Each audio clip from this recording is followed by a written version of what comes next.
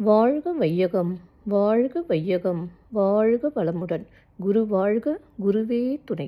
அருட்பெரும் ஜோதி, அருட்பெரும் ஜோதி, தனிப்பெருங் கருணை, அருட்பெரும் ஜோதி.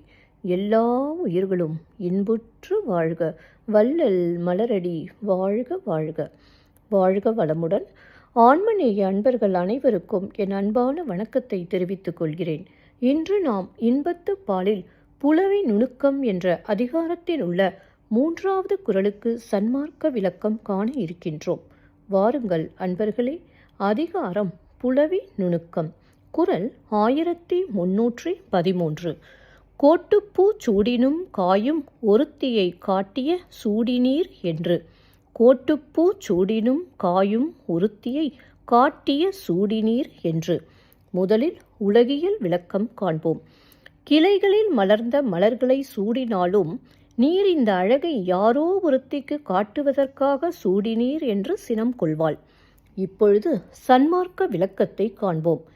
கிளைகளில் மலர்ந்த மலர்களை சூடினாலும் காய்ந்து போகும் என்று என் சிறு நடுவில் காயாத மலராக உள்ள தாமரை மலரை சூடினீர். மேலும் அம்மலரின் மேல் ஒரு மேடை உள்ளது. அம்மேடை மேல் இறைவன் ஜோதி வடிவாக திகழ்கிறார் என்பதை காட்டுவதற்காகவே சூடினீர் என்றும் அறிந்தேன். மீண்டும் ஒரு முறை கூறுகிறேன்.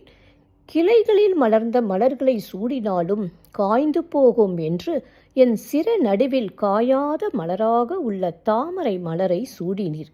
மேலும் அம்மலரின் மேல் ஒரு மேடை உள்ளது.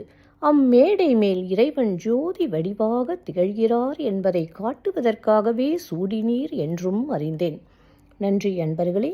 மீண்டும் அடுத்த பதிவில் உங்களை சந்திக்கும் வரை உங்களிடம் இருந்து விடைபெறுவது திருமதி பாரதி சேகர்.